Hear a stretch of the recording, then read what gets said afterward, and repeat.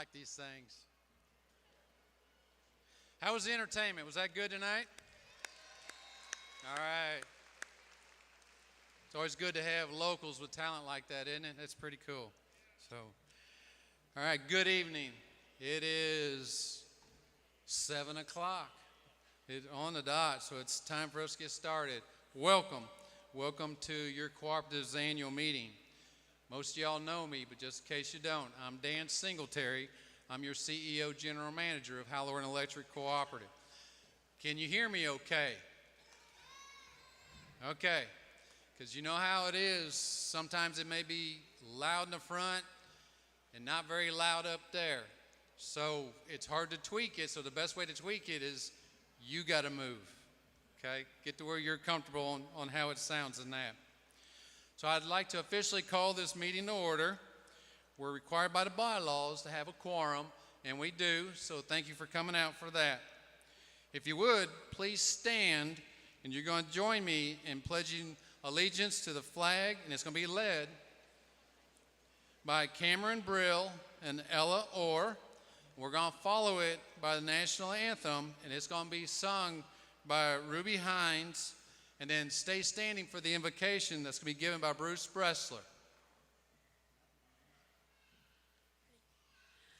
I pledge allegiance to the flag of the United States of America and to the republic for which it stands, one nation, under God, indivisible, with liberty and justice for all.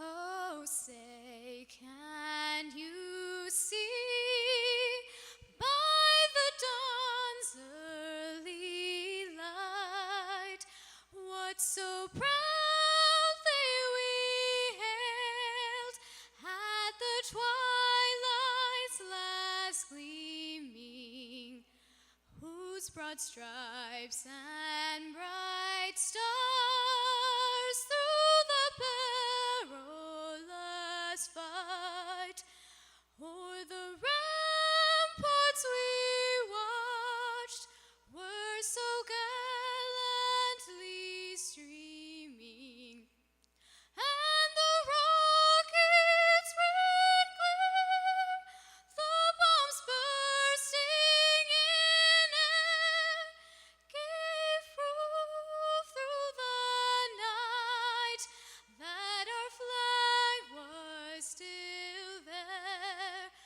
Oh, say, does that star-spangled banner yet wave o'er the land of the free and the home of the brave?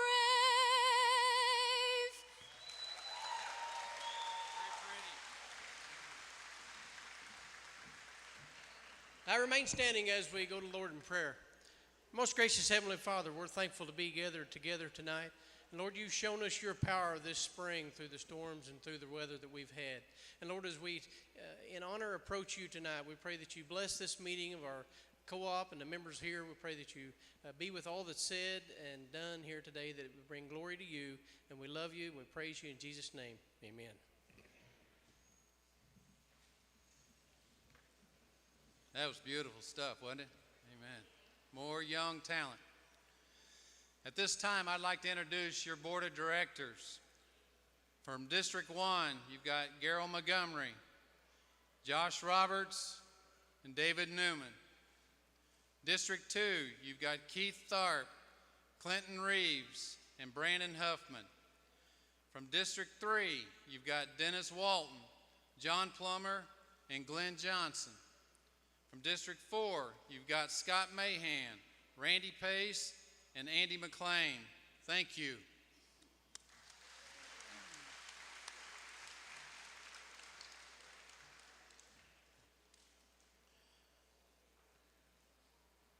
I'm required to read the notice of the annual meeting.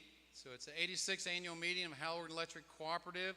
Will be held at the West Plains Civic Center at 7 p.m. May 2nd. Take actions on the following matters: to act upon the reports of officers, directors, and committees, to elect 4 directors of the cooperative, to act upon proposed amendments to the cooperative bylaws. In accordance with the election of 4 directors scheduled to be held at this meeting, the following members have been nominated for directors by the Committee of Nominations appointed by the Board of Directors of the Cooperative pursuant to the bylaws, for a term of office to expire at the third succeeding annual meeting. Josh Roberts, District 1, Alton. Keith Tharp, District 2, Birch Tree. Dennis Walton, District 3, Willis Springs. And Randy Pace, District 4, West Plains. We've got an affidavit of mailing that says that on the 18th of April that it was put in the mail, the notice of this annual meeting of tonight, May 2nd. I also have the minutes from last year's annual meeting. So I can either read them or I would accept a motion to accept the minutes, and these minutes will be at the cooperative office if anybody would like to read these minutes. Would anybody like to make a motion to waive the reading? Got a motion and a second. All in favor say aye.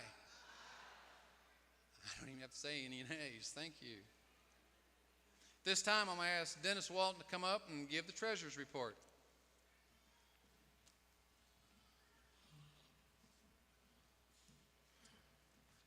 All right, good evening. I have with me your statement of operations for 2024. Operating income was $50.5 million. Operating expenses, including purchased power costs, $26.2 million. Expense for operating and maintenance, $15.8 million. Depreciation of system, $4.7 million. Taxes, franchise taxes, $233,000. Interest expense, $2.2 million. Total operating expenses, $49.2 million. After that is patronage capital and operating margins, $1.2 million. Non-operating margins, $775,000. Suppliers and others, patronage capital and assigned power, $1 million. Total patronage capital and margins, $3 million. Our equity is 32.68%. Total electric plant owned by Howell-Oregon Electric is $163,400,000.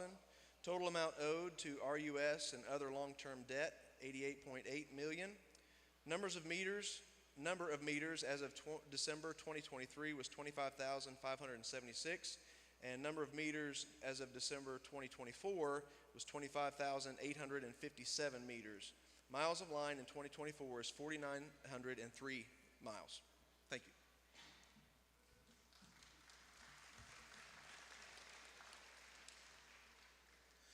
So the last 2 years, the theme of our visits, our talk, it's been reliability of power for you, our members.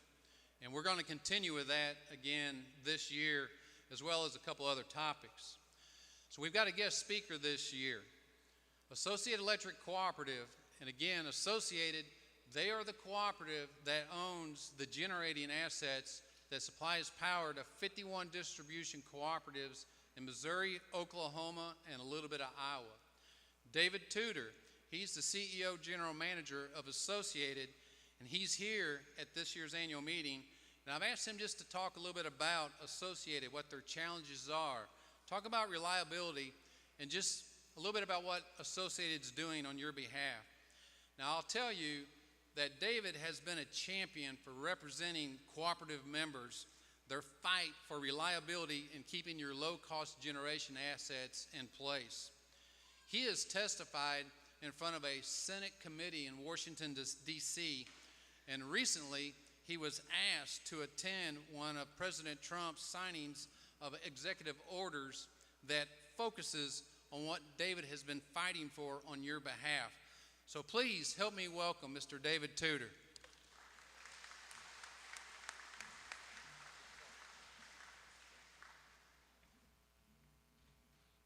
Good evening.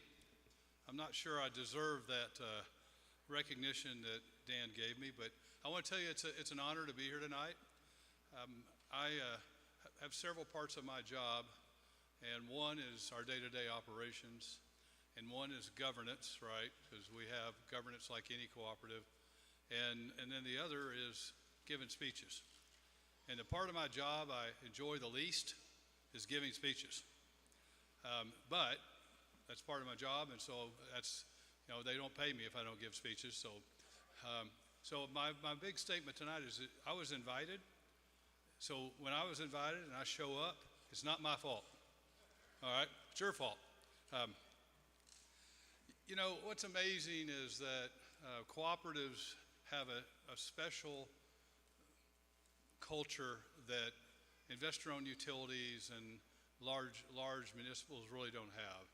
And I can tell you, starting with the Pledge of Allegiance, the national anthem, and a prayer, before a meeting even starts.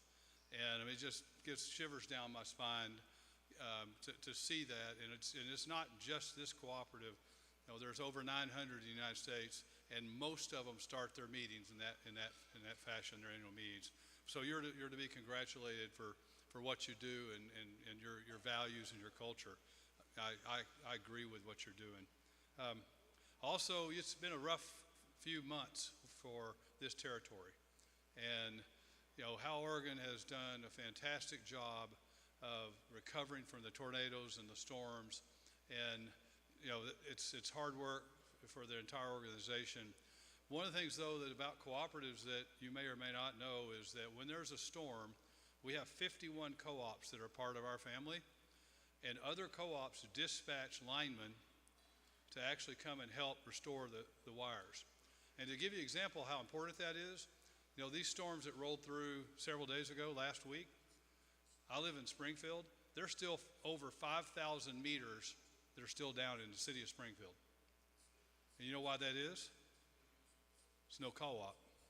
It's not a co-op. So when they have a problem, they're on their own to get to their customers and get their electricity back on from the storms, where Howell-Oregon can call from 15, 20 of the other co-ops. And the same thing, when it happens someplace else, Howell-Oregon's linemen will actually go help restore electricity for co-ops in other areas.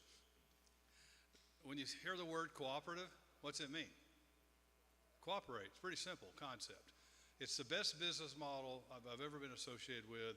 I'm personally very fortunate to get to do what I do. So as Dan mentioned, I'm the CEO of Associated Electric, and I've been there 9 years. And some would say our first plant, our first coal plant, came online in 1959, 1960.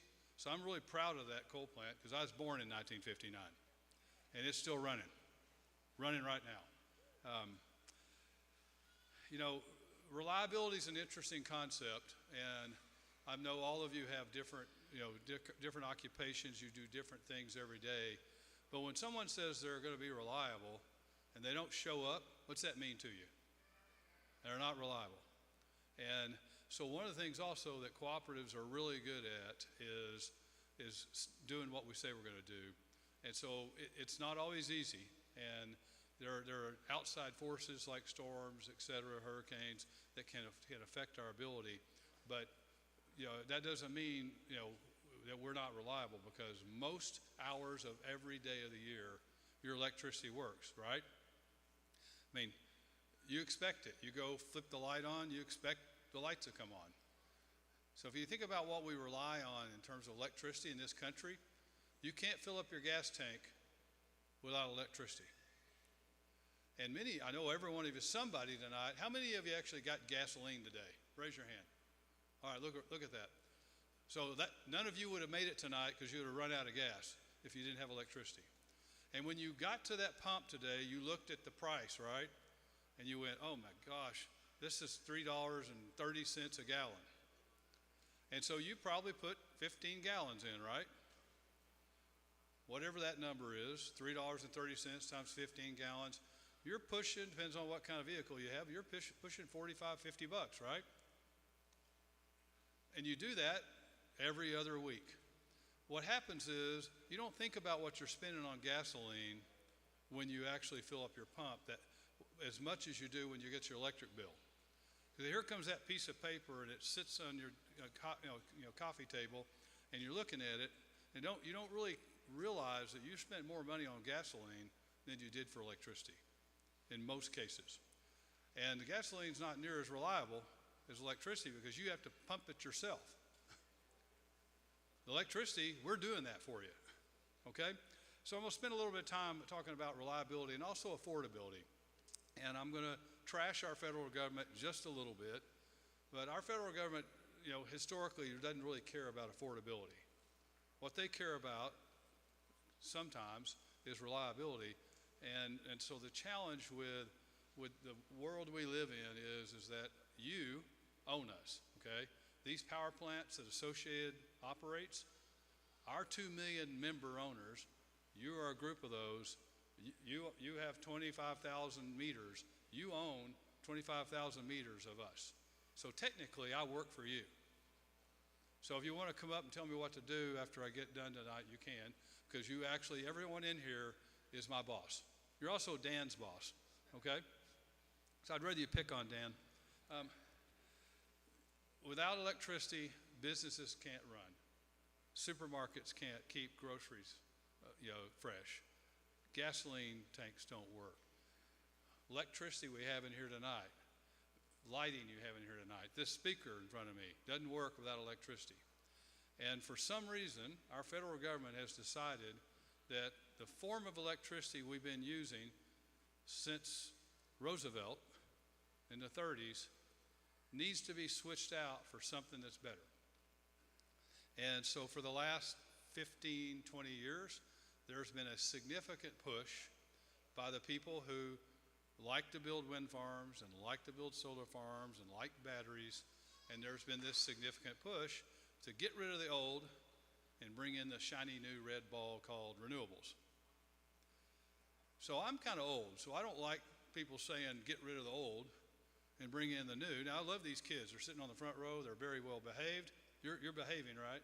Yes, I bet you are. See, you just need a little help. I had girls, 2 of them. Whew, you girls are trouble. All of you at your age, because you just can't sit still, can you? No, I understand. I'll move around a little bit with you. How's that? Thank you for being here. All right, it's important that you're here. I hope I say a couple things that are. If I got to be fast, funny, or good, so I'll try to be funny. How's that? Okay. Let's focus on old stuff to get rid of it. Think of coal plants. All right, and that's what's happening over the last 20 years. Is there's been a push to get rid of coal plants, and the way that's worked is add rules, add more rules, make the coal operators spend more money to keep the coal plants. Doesn't do anything to make them more efficient. It's all rules to make us spend money to try and make us give up on them. And I started 9 years ago. I'm not a coal guy. Never was really big, on coal at all. I'm in the energy business. And it took me about 3 months to figure out how important the coal plants are to our membership. And what we found in 2021 during Storm Uri, we found out what works.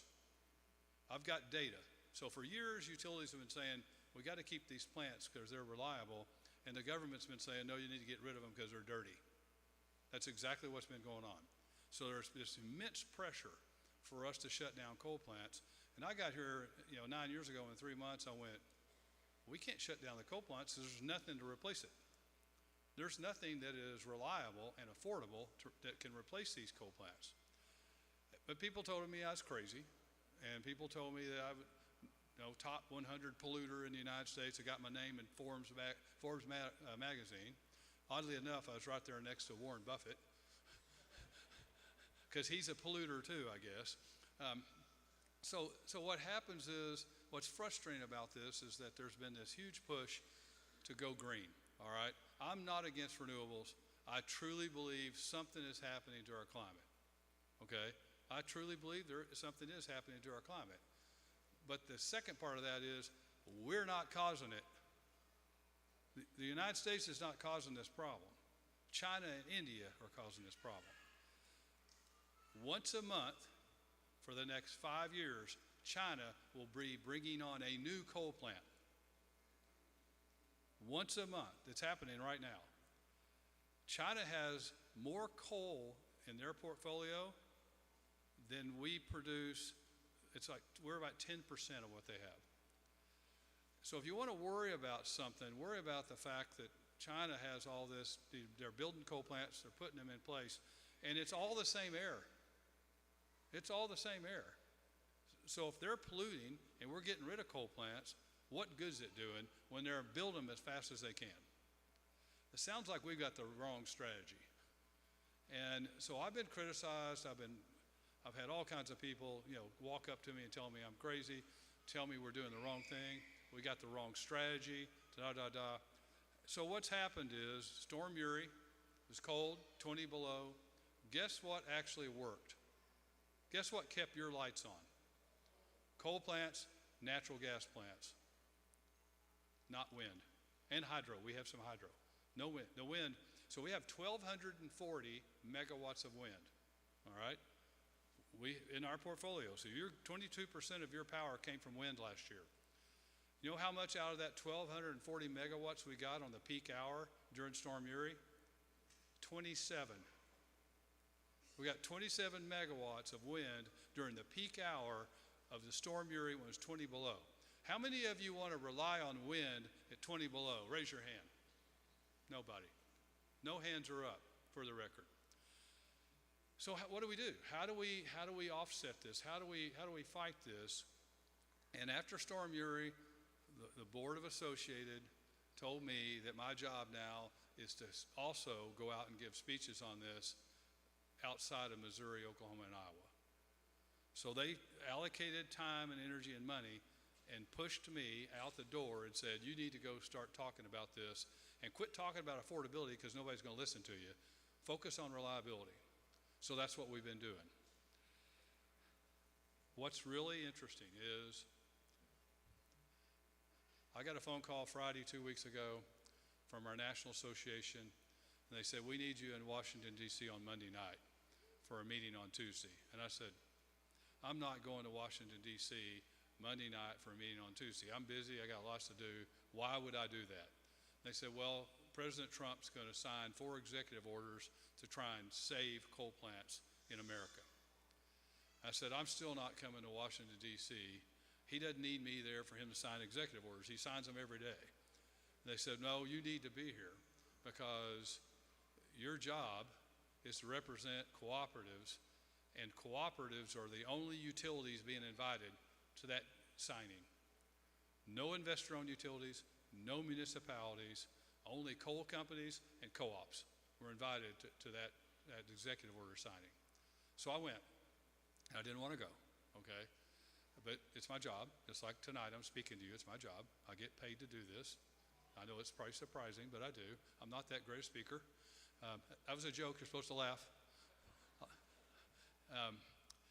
It's one of the best experiences, regardless of who the president is. It's one of the most amazing experiences to be. And I was from the President of the United States from here to this young lady sitting right here. That's how close I was to the President of the United States. Never dreamed in my life I'd have the opportunity that I have just with my job with Associated. I never dreamed I'd be that close to the President and not get to shake his dang hand. I mean, how is that fair? I mean, I was just right there. I'm David Tudor, come shake my hand. And he said, no, I'm Donald Trump, I don't need to shake your hand. No, he couldn't have been more patient and kind.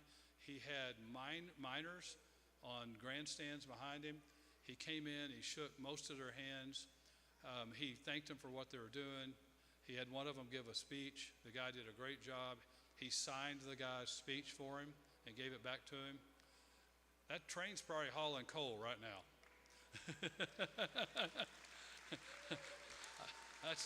It's probably hauling coal to our facilities right this second. I was very fortunate to get to do that. And what was interesting is, probably more important, is you're seeing some people on TV these days, if you watch TV. My kids just watch Netflix. But if you're watching TV, you're seeing a couple of names. And one of them is a guy named Zeldin, who's head of the Environmental Protection Agency. And another one's a guy named Chris Wright, who's over the Department of Energy. And they were both there. I got to meet both of them and visit with them for just a couple of seconds. And what they're trying to do for America, I think is critical to our future. It's what the EPA administrator is trying to do is get rid of all these rules that were put in place last year by the Biden administration. More rules against coal last year than ever. They're trying to get rid of them, revoke them, slow them down. And they're also trying to change our energy strategy for America. And I don't agree with everything that Trump does, okay? I'm somewhat agnostic, and he's an annoying guy, all right? And most of you would probably agree with me. But his policy on energy is good for co-ops, period. His policy on energy is good for us. And because what he's trying to do is he's trying to stop China, okay, from building plants, and he's trying to cause us to keep ours. So when you hear tariffs on China, think of the fact that they're not going to make stuff and sell it over here. They'll quit building coal plants. There's some madness behind what he's doing that makes sense. And I don't like the tariffs either, but I understand. But bottom line is everything costs more today than it did before COVID. And it's easy to blame it on COVID, right? But that's not really what happened. COVID was a component of it. So every grocery store, gallon of milk, what it cost, bananas, gasoline, everything that we spend money on is more expensive, right? Well, guess what? So is electricity. All right? We're doing everything we can to control cost, but we're seeing load growth. We're seeing these new storms. We're seeing peaks at these storms. So what are we doing? After Storm Uri, we realized we didn't have enough generation. You can't build a coal plant in the United States anymore, so we're building 2 natural gas plants as we speak, one in Oklahoma, one in Missouri. Well, it takes 4 years to build them. There was nobody in line to buy these gas plants and build them in 2022. No one was in line. Today, because of what's happening in the energy world, you can't get a new unit until 2028 because every utility in the United States is now trying to build natural gas plants because they've all figured out that wind and solar doesn't work. Every one of them have figured out what we've known for 9 years. Actually, more like 40 years. And so what's happening is all these utilities, all right, who are telling us we were crazy, and what are you doing, Associated? How come you're not announcing that you're retiring your coal plants? Are now calling us up going, hey, you know what, isn't it great? We're going to keep our plants too. And we're like going, where have you been? Where have you been when I'm getting stabbed in the back everywhere I go? Nevertheless, it's nice to have company finally. So there is like 40 utilities in the United States who are trying to build natural gas plants, which, by the way, natural gas is a fossil, and a natural gas plant produces 50% of the carbon as a coal plant. So if you're against carbon, and when you hear climate change, put equals fossil. Climate change equals fossil, because it's carbon. So carbon equals fossil. So if you want to eliminate carbon, you got to get rid of everything that's fossil. So I see a few plastic containers here tonight. You know what goes into how they make those plastic containers? Oil. So when our politicians say we're going to get rid of oil, we don't need oil anymore, what are we going to drink out of? I mean, seriously, think about that. No more Coca-Cola for you because you can't have a plastic bottle anymore. Oh, you like Pepsi, don't you? I mean, it's amazing how ignorant these people are when it comes to what their policies. So the bottom line is, oil's not going away anytime soon. There's nothing that replicates it. There's not a single thing, there's not a technology in the world that will replicate a nuclear plant or a coal plant. And guess what? It's almost impossible to build a new coal plant or a new nuclear plant in the United States. So all you can build is natural gas. And we got lots of natural gas, it's plentiful, but guess what? Things cost money, and everything from a supply standpoint has gotten more expensive. Our costs are up for all this equipment that we maintain the coal plants. Our costs are up 40% on maintenance, just to maintain the plants we already own, okay? And this is all supply chain issues, it's all inflation, interest rates.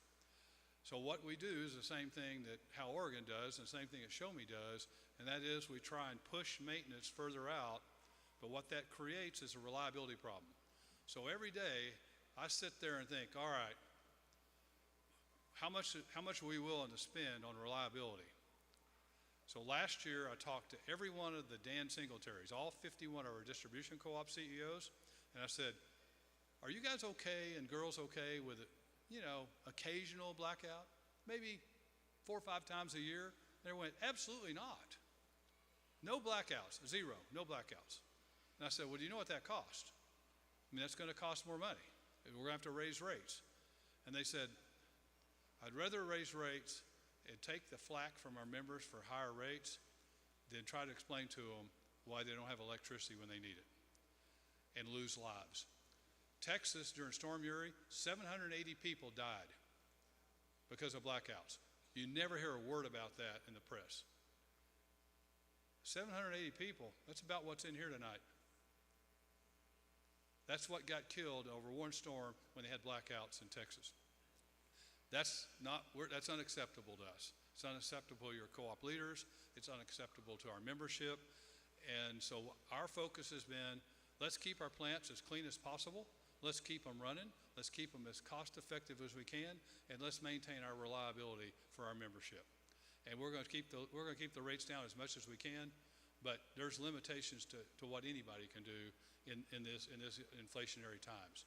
So you have my commitment that we're doing everything we can to stay reliable and everything we can do to stay affordable. I'm going to finish there and say thank you for your trust. Thank you for being here tonight. Thank you for Howell-Oregon and the leadership of the board that you have sitting over here. They have tough jobs. Occasionally, instead of complaining to them about rates, tell them thank you. Because they're giving up their time to try and protect, be in your best interest. And you can call me and complain to me anytime you want. I don't give out my email address anymore because the environmentalists got it and they started sending me all kinds of stuff. But thank you so much for having me tonight. I hope I've been, fast, funny, or good. Funny, she's smiling, so I guess I got funny out of the kids. Thank you so much for having me tonight.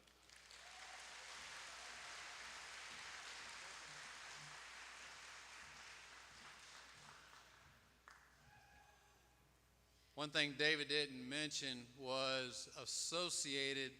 They are the 5th lowest cost generator in the United States. That's a cooperative way. They do great.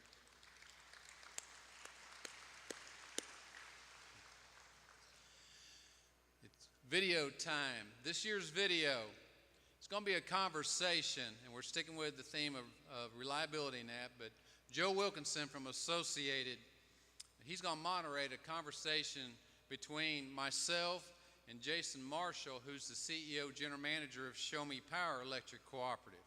Now, Show Me, they're the ones that own the high voltage power lines in our substations. They own our substations. So, again, they're a cooperative. We're a cooperative. Show Me's a cooperative. Associated's a cooperative. It's a great model. So, we're going to be hitting topics, talking a little bit like what David did, cost increases on materials, reliability, and new generation. So roll it, guys.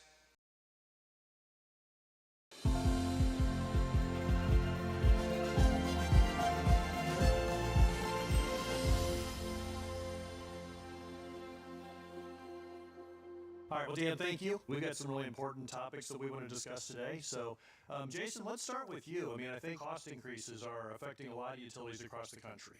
And you work at the transmission level. What are some of the drivers you're seeing that are affecting costs for Show Me? Well, first of all, thank you for having me here today. I appreciate it. The two probably biggest drivers that we're seeing from the transmission side are labor costs and equipment costs ultimately. So people have been experiencing inflation. They obviously want to get paid more, so that drives up labor costs. And then, of course, the vendors that we use to supply our equipment, they are wanting more because the commodity prices are going up for things like steel, copper. Okay. I know one of the big issues for you all is transformers. As you're looking at building substations or every place where you use transformers across the system, give people an example of kind of what types of increases you're seeing. So for transformers, we're seeing cost increases anywhere from probably 80 to 100% over what we would have paid, say, 4 years ago. So double the cost, basically. At least double the cost. Okay. And quite frankly, that could be changing today because we're seeing cost increases all the time. Not related to transformers per se, but we've seen circuit breaker bids come in recently that they came in at twice the price we were expecting. Lead times are going up as well, so we have to plan further out and borrow money earlier, so that also contributes to the cost. So is this a function of the demand's gone up? Everybody's out trying to buy all this equipment now? And if so, what's driving that? There is a lot of demand that is increasing. There's a lot of aging infrastructure as well. So there's a lot of old transformers, a lot of old transmission line equipment that has to be replaced to keep the utilities reliable. And that's not just our system, that's across the entire U.S. And then we are seeing some reshoring of manufacturing in this country, and we're seeing some new large loads like data centers, artificial intelligence data centers. They can be as big as a small city, the amount of load, and that is driving up the need for additional electrical infrastructure. Right. So when you talk about aging infrastructure, how old are some of your lines that you're looking to replace now?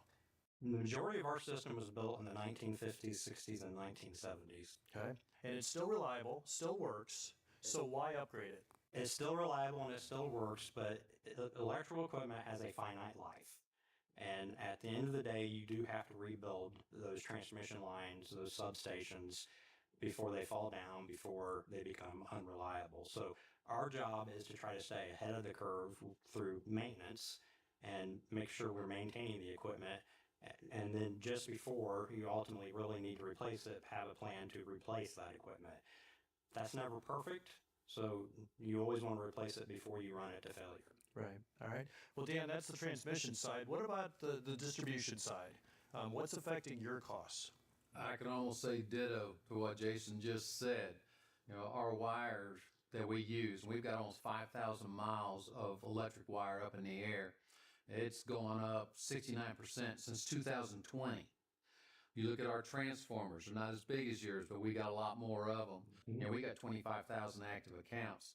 So an average homeowner's transformer, the cost of it's gone up 171% since 2020. Now it costs about $1,900 for that homeowner's transformer. You look at our poles. We've got 90,000 poles on our system. Those have gone up 85% since 2020. They average $447 a piece. Equipment, our trucks. That is a supply chain concern right now. That is our biggest one, trying to get bucket trucks. We've got one priced out. We don't know when we're going to get it. Right now, it's priced out to be $280,000. So that's some of the cost increases we're seeing. So you've both described things that really you don't have control over, right? The transformer goes up, and that's just what it costs to buy it. But what are the things that your co-ops do to control costs? How do you try to manage costs to keep rates as low as possible for your members? Well, one of the things that we're doing is we had put a plan together about a year ago that we were going to try to replace 60 miles of 69 kV line or 69,000 volt line every year.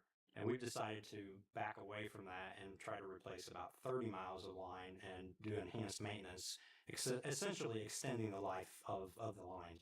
Okay. Dan? What we try to do, some examples, is always looking for new innovative ways. We have contractors working on our system, and we have got the new pricing. Well, instead of it just jumping tremendously, we've been able to keep it real close to where it was 2 years ago, which is, it's a win-win situation. They know they got work, and we've got this good pricing. It's the same way with our right-of-way reclearing. That cost of reclearing, it's gone up. And again, on their side, they've got labor, they got materials, they've got all these trucks they got to have. But by doing multi-year agreements with them, we're able to stabilize the cost. So, the things you've talked about so far from an affordability standpoint is, building new lines, replacing lines, transformers at homes, clearing right-of-way. Those are all really important for ensuring reliability, because that's the most important thing in the members' minds. Well, we try to focus on maintaining that equipment, making sure that it's always reliable, always available. Dan, what about on your side? How do you ensure reliability for your members, especially as costs keep going up? Reliability is number one to our members. That's what they have told us. Now, I know the cost of their electricity is right there behind it. But if you don't have reliability in the beginning, if you don't have electricity in the beginning, it don't matter what the cost is. Right. So we got to have reliability. Our two biggest programs we have is one, changing the poles. Now, we change over 2,000 poles a year. We would rather change them while they're still standing versus they have just lived their life and they're on the ground. The other is keeping our right-of-way re-cleared. I remember way back when I started, our members' reliability, it wasn't good. It took a lot of years, but our right-of-way now, it's clean, it's in good shape. We need to maintain that for our members. Yes, it costs more, but it's the main purpose, number one purpose, is reliability. So Jason, earlier you mentioned about new loads coming on the system. So then that leads to the question of, is there enough generation? And I know you sit on the board at Associated where you get to deal with the questions about generation. So what's the generation situation for our co-op system? For our co-op system, we're experiencing significant increases in winter peak demand ultimately. So think about that as you want to be able to serve electricity all hours of the year, and including during the winter peak on those cold, dark mornings when you get up and you want to turn the lights on, maybe you want to turn the furnace up, you want that electricity there to serve you ultimately. That requires sufficient generation capacity, and what we're seeing is over the next few years, we will not have enough generation capacity without building new generation. So we're in the process with Associated of building about 900 megawatts of combustion turbines. Right. So Dan, you're on the Associated board as well. Talk a little bit more about those new power plants that are being built. So from the distribution level, what we have seen is they are starting to use more power. And it really seemed like in the wintertime it started ramping up back at Winter Storm Uri back in 2021. From that point, our winter load, just when it would get cold, we call it the peak period, the highest demand period, our members need that power, it has really started increasing. So we have tried to be proactive at the Associated level, not reactive. We want to be ready so that when our members, all the distribution members that are served by Associated, when they need electricity, the power plants are there. It costs money to do this, but again, it's reliability, and this is what Associated is doing. There's 2 power plants that are being built right now. They will be ready for our members. Yeah, so the first one's going to be online late in 2026. Second one will be online in 2027. And as both of you said, I mean, these are expensive projects. Between the 2 together with all the transmission, the gas pipelines and everything, you're looking at somewhere around $1.4 billion for those 2 power plants. So Jason, does that mean once those 2 plants are built, are we done building plants at that point? I don't think so by any stretch of the imagination, because we are seeing electrification of heating in this country, and we're seeing it in our member service territories. And we went from, say, I think it was about 40% penetration of electric heat to about 50% over a 4 or 5 year period, and we expect that to continue to grow. And again, we want to be able to serve that electric heat during the winter on those cold, dark mornings. And so that's going to mean, as we continue to electrify, that we're going to need more capacity longer term. Right. Yeah. So I know the board's already talking about, a 3rd power plant probably in the 2030 time frame that'll come online, and then the potential for some more coming on through the 2030s as well.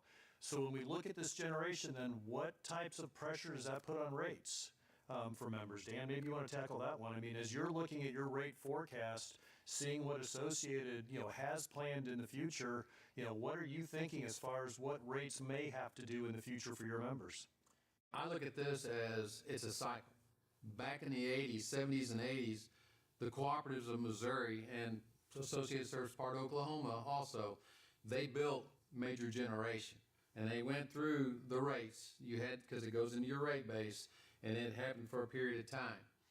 I look at it now, we're going to be going through the same thing. We've got to have the power for our members. So yes, it's going to affect members' rates, but it's not just Howell-Oregon Electric's members. Associated serves 51 distribution cooperatives. So the cost of these power plants, it's not just going to hit all in 1 year. These power plants on the accounting side are set up on the books for 30 years. So it's going to be incremental as far as cost to our members. Okay. All right. So as you guys are thinking about the future, and as we kind of wrap up the video, what's the message you want to send, Jason, to members about what's the future look like for members of our cooperative system from a reliability standpoint and from an affordability standpoint? I think our future is bright. From a reliability perspective, we've got it handled. We have been ahead of the curve on needing to build additional generation. I think we've been ahead of the curve on transmission, and I think you'll ultimately see that there are other cooperatives, other utilities in the U.S. that are actually behind the curve, that are behind all of the vendors' queues on procuring new generation that they're actually behind us, which means that they're going to be able to build it later and at a higher cost because costs continue to grow ultimately. So I think we will continue to have among the most affordable rates in the country, and we'll continue to have high reliability. Okay. Dan, what do you think? Associated, I agree, is ahead of the curve for our members. So we're going to have the power, and it's going to be at a lower cost than what others are going to have to pay for it. Okay. All right. Well, gentlemen, I appreciate your time and sharing insights with Dan's members.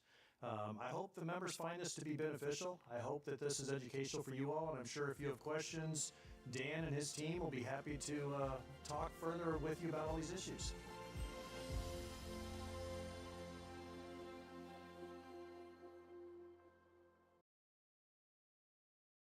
It's that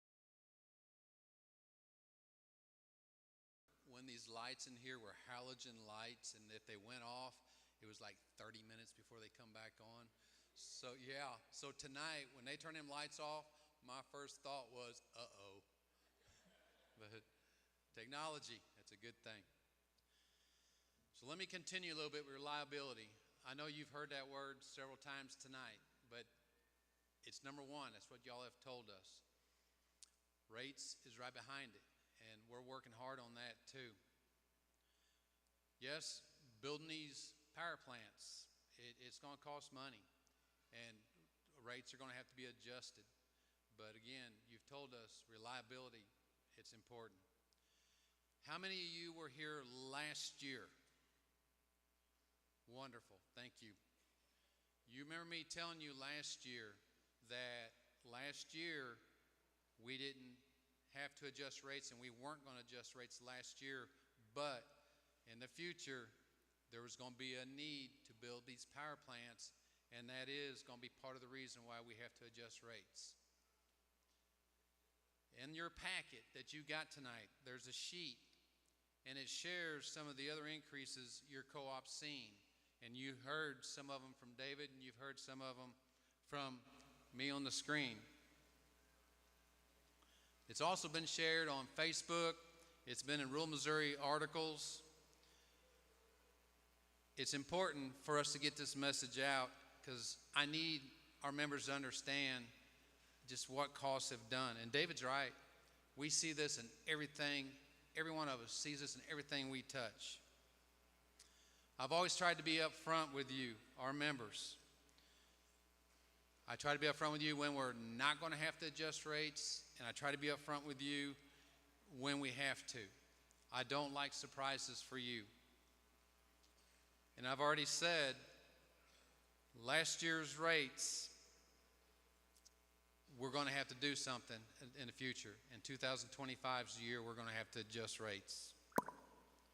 You need that power when you flip that switch, especially on those extreme cold days and those extreme hot days.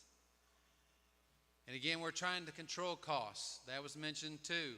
We talked about our right-of-way reclearing program. You know, by doing what we did on multi-year contract, we saved right close to $100,000 on this contract. These poles that we're changing 2,000 poles a year. And we've got 90,000 poles on our system. And again, it's about reliability. This is the contract we were able to keep at the same price as the pole change contract we had prior to this.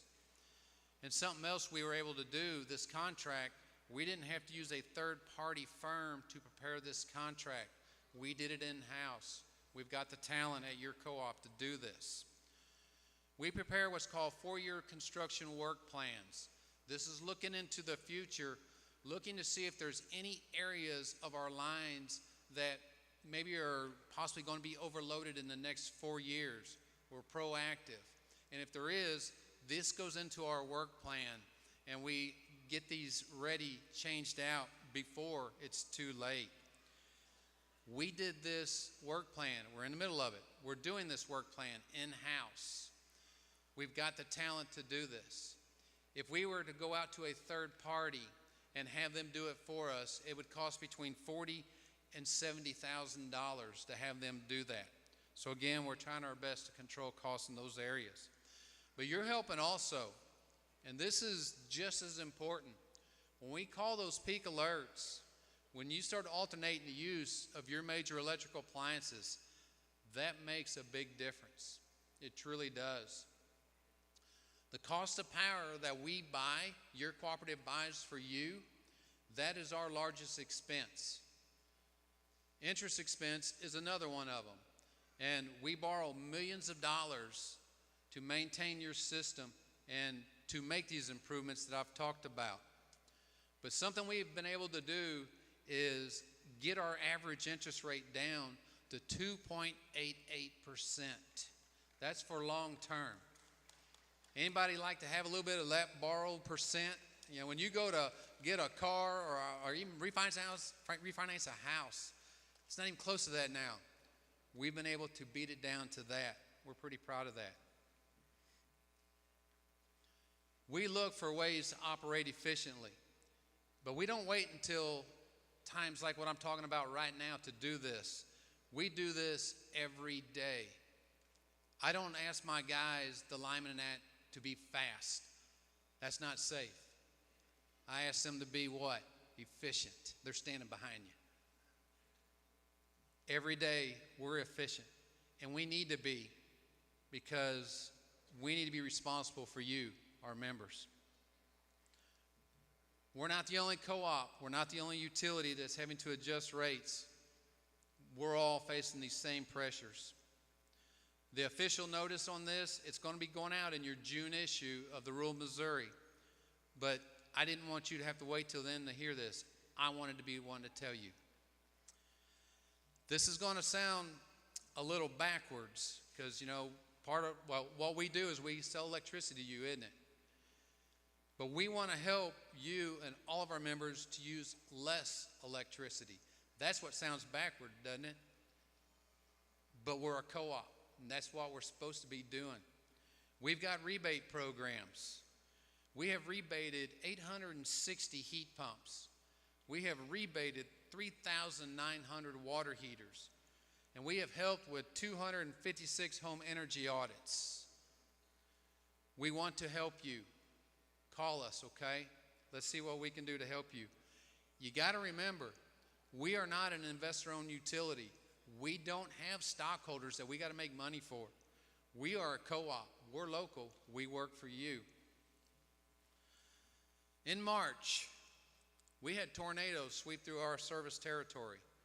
Talking about poles, we lost 436 poles. We had over 6,300 members out of power. And it was mentioned. I made one phone call and said, we need help. And we got it. Linemen come in from everywhere.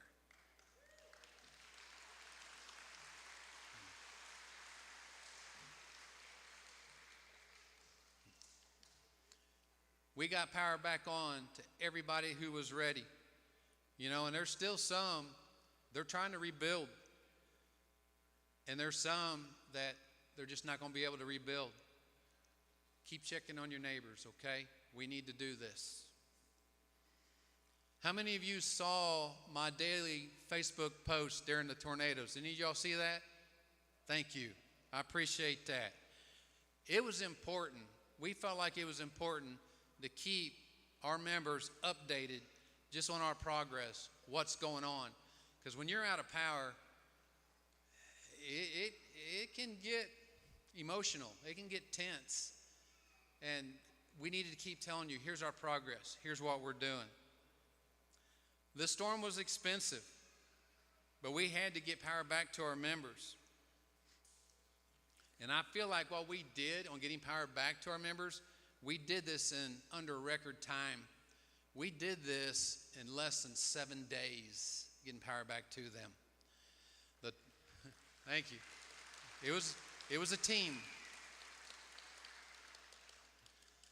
If you would have seen it up there at your co-op, you know, early mornings and that, I mean, there was trucks parked everywhere, and y'all saw a little bit of that on Facebook.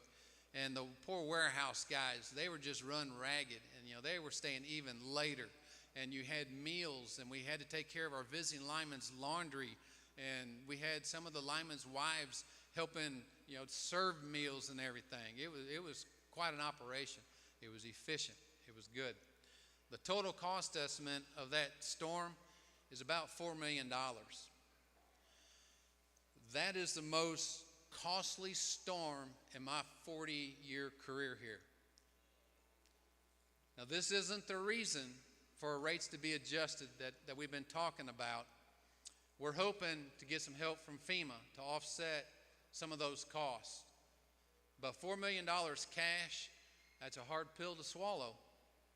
And we're going to have to borrow some money until FEMA hopefully will help us. And as y'all know, borrowing cash, it don't come free.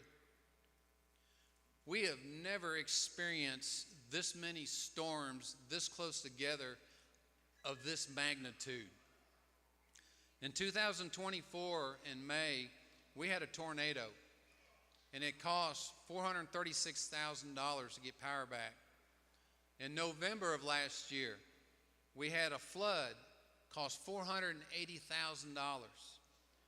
We had the tornadoes here in March, and here in April, we had another flood, and that one cost $100,000.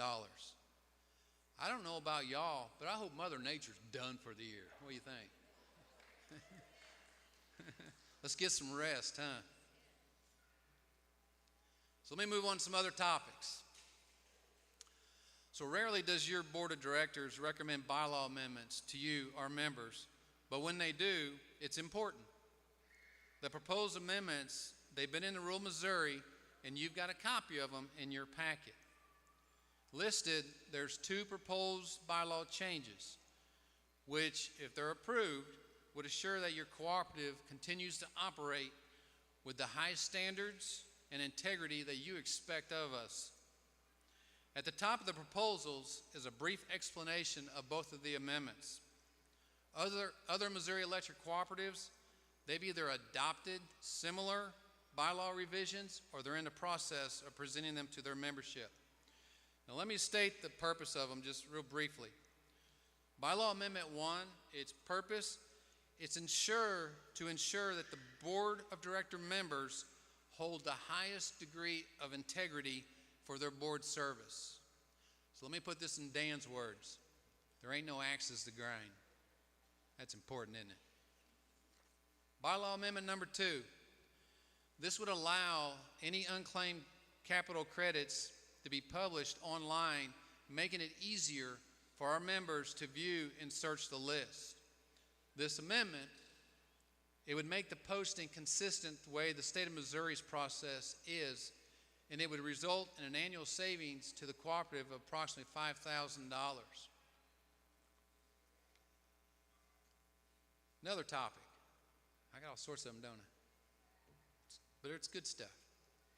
Each year, your cooperative awards scholarships to graduating seniors who they're going to be furthering their education, either at a college or at a trade school. So the 2025 graduating seniors receiving scholarships are Abigail Sykes of Koshkonong High School, Grayson Rouse of Thayer High School, Gavin Reese of Mountain View Birch Tree High School, and Riley McReynolds of Ozarks Christian Academy.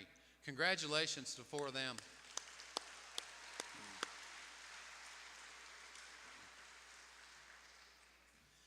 Thank you for your support of your cooperative.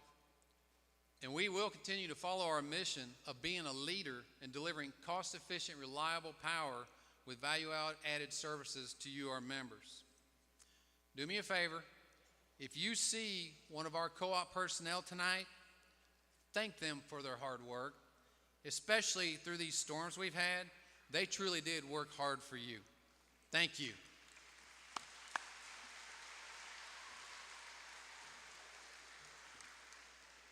Now let's continue on with our program. How's that? We're getting closer to drawing some prizes.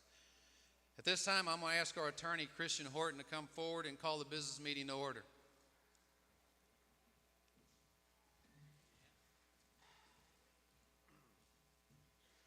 Good evening, everyone. At this time, I would like to call the business session to order. In accordance with the bylaws, the Board of Directors of Howell-Oregon Electric appointed a committee of nominations on January 31, 2025, and a committee of credentials and election on March 28, 2025. I would like to now call Scott Schaumburg, Secretary of the Nominating Committee, to read the minutes of the nominating committee. Scott? Good evening, and thank you for being here. The meeting of the nomination committee appointed by the Board of Directors of the Howell-Oregon Electric Cooperative Incorporated was held at 9:30 Wednesday, March 12th of 2025 at the cooperative office near West Plains, Missouri. The following committee members were present: Edwin Rogers, Mountain Grove; Beth Voiles, Winona; Scott Schaumburg, Koshkonong; Michael Enos, Eminence; Gary Von Allman, Pottersville; Chris Oravec, Mountain View; Daniel McKinney Jr., Willow Springs; Beverly Ledgerwood, Birch Tree; William Hicks Jr., West Plains; and Logan McGee of West Plains. Chris Oravec was selected as chairperson of the nominating committee, and Scott Schaumburg was selected to serve as secretary. Whereas the nominating committee, being a committee of Howell-Oregon Electric Cooperative members, representing the cooperative members, and whose purpose and responsibility is to nominate cooperative members, the committee feels are qualified and would best represent the cooperative members with leadership, integrity, and impartial basis in meeting the purposes and goals of our cooperative for the membership. Upon proper motion and second, the following names were chosen as candidates for directors: Joshua Roberts, Alton; Keith Tharp, Birch Tree; Dennis Walton, Willow Springs; and Randy Pace of West Plains. After proper motion and second, these candidates were nominated to appear on the ballot at the annual meeting of members on May 2nd, 2025. Therefore, the following names are nominated as candidates for your directors for the term of 3 years to be voted on at the regular meeting of members to be held May 2nd, 2025. Joshua Roberts, District 1; Keith Tharp, District 2; Dennis Walton, District 3; and Randy Pace, District 4. There being no further business to come before the meeting, upon proper motion and second, the meeting adjourned. Thank you.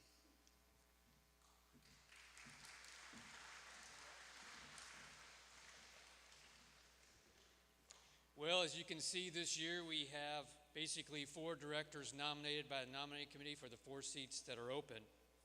So it would be appropriate for us to have a motion made to elect this slate of directors by proclamation. Do I have a motion of that nature? I have a motion. Do I have a second to that motion? I've got numerous seconds. Let's go ahead and call it. All those in favor say aye. Any opposed? Excellent. So those directors stand elected. District 1, Joshua Roberts. District 2, Keith Tharp. District 3, Dennis Walton. District 4, Randy Pace. All right. Congratulations to them. The next item up for business for me to proceed here with you all tonight is on the bylaw amendments, the 2 amendments that we heard Dan Singletary talk about in his report. The information's been provided to you on your registration tonight. So amendment number 1 centers on the Board of Director qualifications, and that amendment will read, "No person shall be eligible to become or remain a director or to hold a position of trust in the cooperative who has not been a member in good standing of the cooperative for the 5 years preceding or during his or her term of office." With that being amendment number 1 proposed to the membership, I'm going to try to call first for a voice vote. If the voice vote is clearly determinative, we will not need to go to a written ballot. So, on a voice vote call for this amendment number 1, those in favor say aye. Aye. Any against? The ayes have it. Bylaw number 1 passes. Thank you. The next bylaw amendment is number 2. Bylaw amendment number 2 concerns notifications to the membership of unclaimed monies.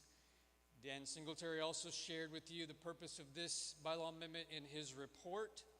And of course, members are always welcome to call or come to their local office to confirm their capital credit accounts and unclaimed monies. With this in mind, I would like to again call for a voice vote on amendment number 2. Those in favor of amendment number 2, say aye. Any against? Amendment number 2 passes. Thank you very much. With no unfinished business and knowing of no new business, I'm going to turn the podium back over to meeting over. And Aaron Wheeler will take the mic, and Miles will help with the prize announcements. All in favor of going to prize drawing, say aye. He's been doing all that. I want to try it. All right. Give us just a minute. We're going to get set up, and then we're going to do that, okay?